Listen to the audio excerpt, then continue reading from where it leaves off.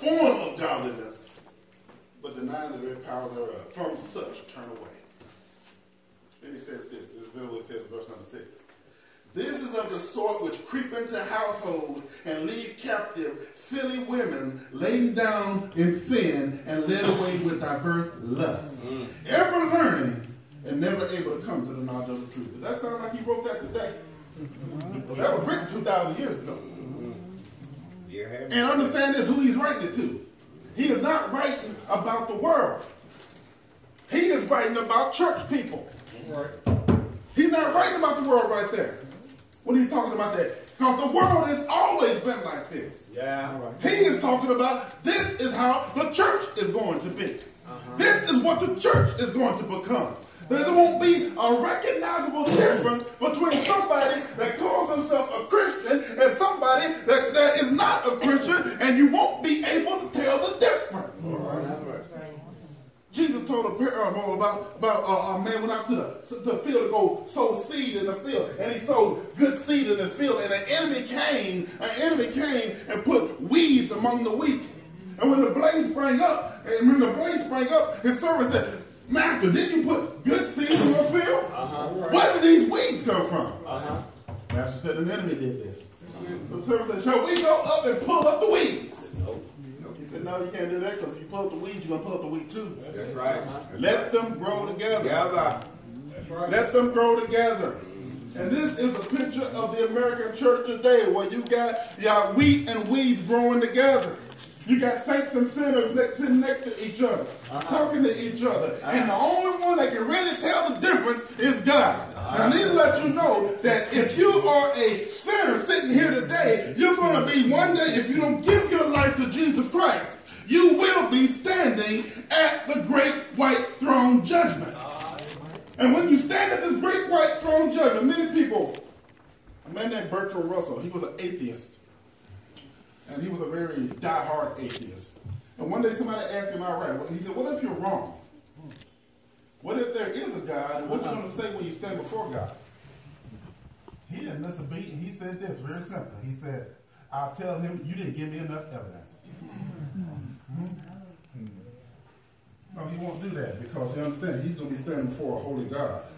He's going to be standing before a righteous God. He's going to be standing before the Lord of all. He's going to be standing before the one who created everything. He's going to be standing before one who's got eyes. His eyes are a flame of fire. He's going to be standing before the one who John on the Battle of Patmos knew who Jesus Christ was. Spent 3.5 years with Jesus Christ. And yet when John turned around and saw Jesus in his glorified state, John passed out. And he knew what Jesus looked like. That's it. What do you think was going to happen to us? If you ain't got a glorified body and you stand before the presence of God, it will freeze you dead. You don't want to be at the great white throne. What are these books? From Scripture, I believe there are 4 books, actually 5, but I'm going to talk about 4 of them. One of them is called the Book of Living. You find it in Psalms, chapter number 69, verse number 28. It says this. Let them be blotted out of the book of living and not be written with the righteous. This is David. David is praying. And he's talking about the book of living. All right? Also over in Psalms 139, verse number 16, it says, thine eyes did see my substance, yet being unperfect, and in thy book all my members were written, which in continuance were fashioned, when there were yet none of them. The Jews believed and called this book the book of destiny. Because this was a book, the book of living was the book that God had written, and in that book, God has his plan for your life. In that book, God has what you're going to look like. God has what you're going to do. God has how many days you're going to be on this earth written in that book. And that's the reason why David was praying for them to be written out of that book, blotted out of that book. Because what happened was David had enemies coming against him. And so David was saying, God, I want you to blot them out of the book of living. What David was asking is, God, I want you to kill these people. That's what David was asking. Remember when Moses, when the Israel was messing up, all right, and God said, I'm going to wipe Israel out, and I'm going to start over with you. And Moses went to God and said, Lord, don't do that. These are my people. I love my people. If you can't save them, if they cannot be saved, blot me out of your book that you have written. This is the book that Moses was talking about. Moses was saying the same thing. If you're going to kill them, kill me too. All right. If you're going to take them out, take me out too. See, that's desperate praying right there. Parents, we need to pray for our kids like that. Yeah. Let God know you're serious about your kids being saved. Because Moses was serious about Israel being saved. All right? Because they sinned a great sin, and God said, I'm going to get rid of these people. I'm just going to start over with you. He's going to pull another Noah. Amen? And Moses said, if you have to kill these people, block me out of that book too. The book of destiny is God's plan for you. Everything that God has written for you. Everything God wants you to do. This has the days of your life in it. Now check this out. Check this out. If you're living the way God wants you to live, He's got a certain number of days that He wants you to live. If you're living not the way God wants you to live, then whatever God has written in His book won't come to fruition, including the days of your life. So you say if I live the wrong way, I could cut short my life? Yeah, we see it on the streets all the time, and we see people getting shot all the time. Why do you think that's happening? Because people are not going according to what God has said. They're not going according to God's book. They're not going according to God's plan. They're in places they shouldn't be, doing things they shouldn't be doing, with people they shouldn't be doing them with, and what happens is God's plan gets overridden, and now they're walking in their own plan, and if God had you set to live 80 years and do this, this, and this, but you want to start smoking drugs, and you want to start hanging out in the bad part of town, and you want to start hanging out with people that do drugs and got guns and want to run around because that looks like it's cool, you're going to end up dead. All right. Sooner than what God wanted you to be there. Oh, check this out. Give you the reverse. There was a man named David Brainerd.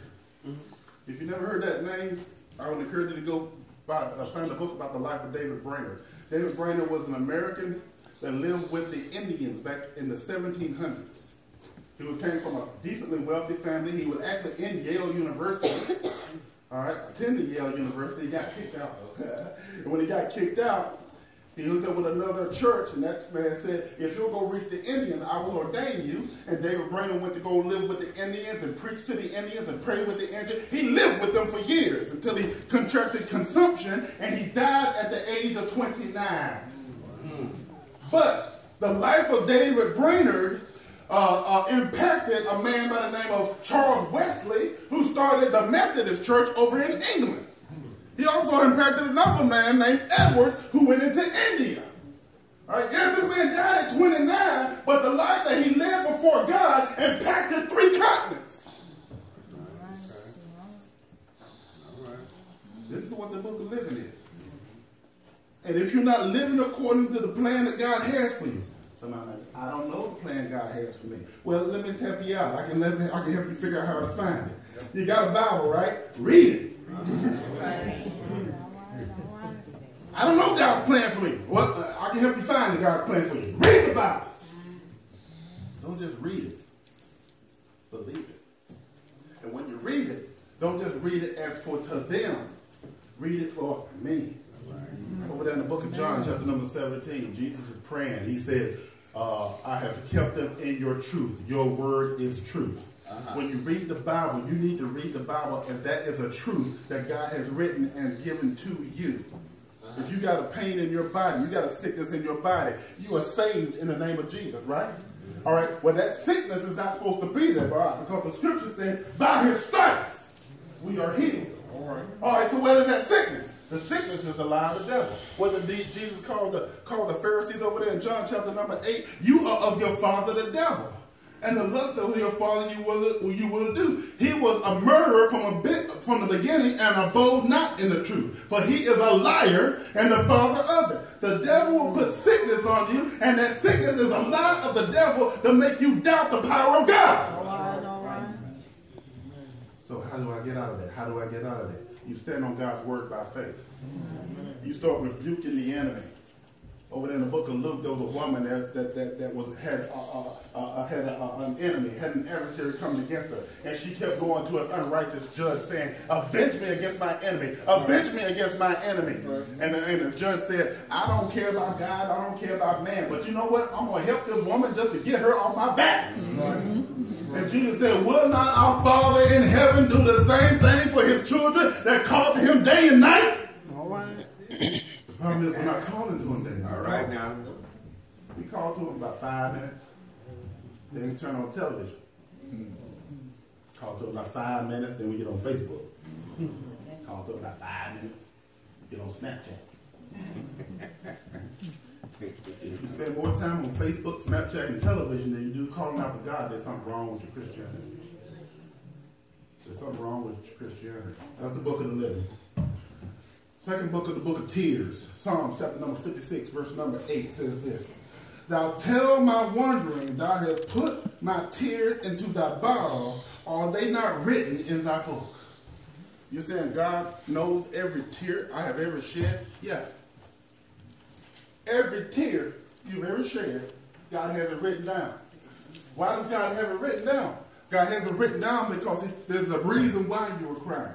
You see, if you were crying because Big Lip Luther, you found out Big Lip Luther got another family on the other side of town, or Big Lip Luther is messing around with 3 or 4 other women, and you're crying about that, but you won't cry before God, there's something wrong. Huh? Why? You put Big Lip Luther before you put God. Yep, amen.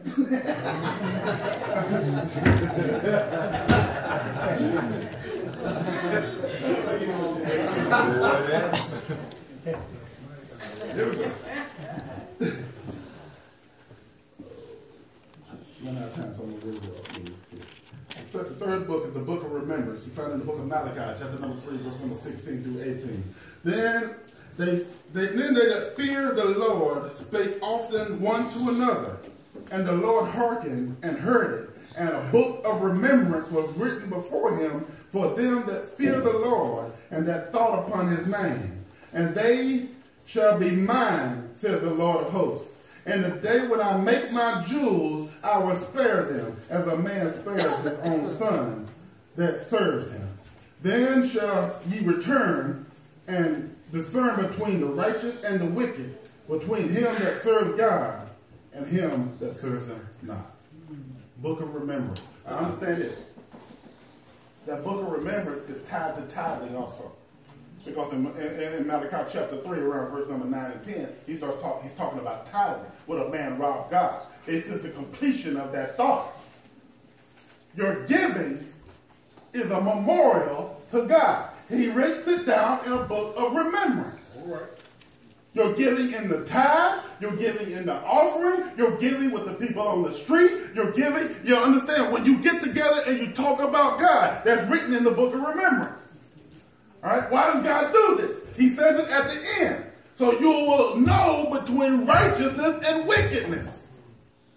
If you don't speak about God often, if you don't give, if you don't talk about God, if you don't pray to God, how are you going to know between what is right and what is wrong? The reason we got so much mess going on in our country today is because people have put the Bible to the side and now they don't know what right and what wrong is anymore. All right. I've been taking screenshots of news feeds that pop up on my phone.